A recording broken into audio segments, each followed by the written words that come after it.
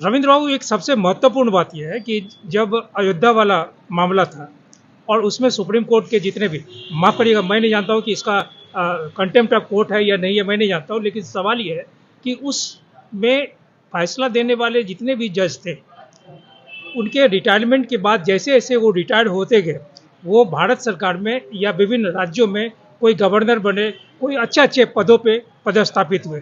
क्या ये उनका एक रिवार्ड था? बिल्कुल। और आज का जो जजमेंट है, इसमें न्यायमूर्ति चंद्रचूड़, अगर इस जजमेंट से मोदी जी को हानि हो रही, तो क्या चंद्रचूड़ साहब का भविष्य कोई राजनीतिकरण इसमें होने की संभावना है? देखिए, जो बाबरी मस्जिद राम जन्मभूमि का मुकदमा है और उसका जो फैसला आया, मैं पहले दिन से मानता हूँ वो एक बेईमानी का फैसला था। सुप्रीम कोर्ट अक्सर बेईमानी के फैसले देती है। जैसे कि आप देखें कि उन्होंने एक फैसला दिया, अब्दुल नज़ीर ने दिया कि नोटबंदी का फैसला सही था, और नोटबंदी का फैसला देने वाले अब्दुल नज़ीर जो है, राम जन्मभूमि बाबरी मस्जिद में भी एक जज थे, और फैसला वो इतना गलत था कि वो कहते हैं कि वहाँ पर जो है बाबरी मस्जिद में मूर्तियाँ रखी गई। बाबरी मस्जिद को में मूर्ति रखने से पहले वहाँ कोई मंदिर नहीं था। तीसरा, वो कहते हैं कि बाबरी मस्जिद को गिराना आपराधिक कृत्य है, लेकिन हम जन भावनाओं को ध्यान में रखते हुए ये तय करते हैं कि वहाँ मंदिर बनना चाहिए। इससे घटिया, इससे बेईमानी वाला फैसला सुप्रीम कोर्ट का हिंदुस्तान के इतिहास में कोई नहीं हो सकता, ये मैं मानता हूँ। और इसीलिए अब्दुल नज़ीर तो डबल पापी हैं, राम जन्मभूमि वाले मामले में भी और नोटबंदी वाले मामले में भी। उन्होंने गलत फैसले दिए और तुरंत वो क्या हुआ, तुरंत उनको कहा कि तुम जो है गवर्नर बन जाओ। इसी तरह आप दूसरे जजों के बारे में देखते हैं कि बोमई साहब जो थे, उनको कहा, गोगोई साहब, उनको कहा कि तुम जो है राज्यसभा में सांसद बन जाओ। अभी जिस व्यक्ति ने काशी विश्वनाथ वाले मामले में फैसला दिया, उसको कहा कि तुम लोकपाल बन जाओ यूनिवर्सिटी के। तो एक तरह से सरकार न्याय होते ही नहीं देखती, बल्कि वो न्याय की हत्या करते हुए नजर आती है, और जज उसमें शामिल हैं, जिसको हम कहते हैं पोस्ट रिटायरमेंट जो है किसी आदमी का सिलेक्शन करना भी, उसको एक आप एक उम्मीद जगाते हैं कि तू हमारे फेवर में फैसला देगा, तो निष्पक्ष फैसला मत दे, हमारे फेवर में फैसला दे, ताकि हम तेरा भविष्य सुरक्षित कर सकें। तो ये एक बेईमानी का फैसला है। लेकिन डीवाई चंद्रचूड़ के बारे में उनके बहुत सारे फैसले मैं बता सकता हूँ, जो कि सरकार की मिलीभगत से उन्होंने दिए।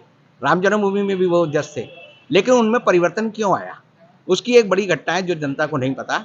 वो अभी कोलंबिया यूनिवर्सिटी गए थे अमेरिका में, और जब वो कोलंबिया यूनिवर्सिटी गए तो वहाँ पर एक राम मनोहर, जो हमारे डॉक्टर भीमराव अम्बेडकर हैं, उनकी पीठ स्थापित हुई है, सीट जिसे बोलते हैं। और वहाँ जाकर उन्होंने देखा कि उनका बड़ा सम्मान है। 4000 बच्चों ने उनका सम्मान किया खड़े होके, और डॉक्टर भीमराव अम्बेडकर की वहाँ एक प्रतिमा लगाई गई, जिसका उद्घाटन जो है डीवाई चंद्रचूड़ ने किया। चंद्रचूड़ डॉक्टर भीमराव अम्बेडकर की मेधा, उनकी प्रतिभा और उनकी निष्पक्षता से इतने प्रभावित हुए कि उन्होंने तभी तय किया कि सुप्रीम कोर्ट में भी डॉक्टर भीमराव अम्बेडकर की प्रतिमा लगेगी, और वो लगी। उसके लगने के बाद जो है भीमराव अम्बेडकर को जब उन्होंने जाना उनका कितना सम्मान है, तब हमारे डीवाई चंद्रचूड़ जो है वास्तव में न्यायाधीश बने हैं। तब उन्होंने फैसला दिया है, जो इलेक्टोरल बॉन्ड का फैसला है, जो ये आज का फैसला है। अब डीवाई चंद्रचूड़ वो डीवाई चंद्रचूड़ नहीं है जो कोलंबिया जाने से पहले थे, अब वो बदल गए हैं। पहले वो ढुलमुल थे, डरपोक थे। मैं कहूँगा कि वो भारत के जिस नागरिकों की जो मूलभूत कमजोरियां वो उनके अंदर थी, लेकिन अब वो प्रतिरूप बन गए हैं डॉक्टर भीमराव अम्बेडकर का, और अब वो जितने भी फैसले देंगे वो देश की जनता और देश के संविधान को ध्यान में रखकर देंगे। इस निर्णय से मोदी जी को घबराहट हो सकती है? देखिए, मोदी जी ने इस निर्णय का फैसला स्वागत किया है। अच्छा, मैंने अभी पढ़ा, स्वागत किया, मैं भी स्वागत करता हूँ।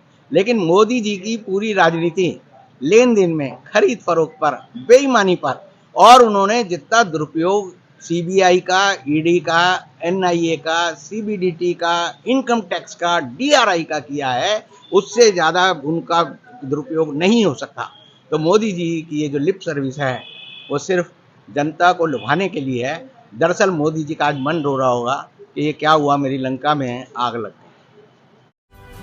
अभी सब्सक्राइब करें हमारे चैनल लाइव न्यूज दिल्ली को, और साथ में बेल आइकन दबाना ना भूलें। Live news Delhi.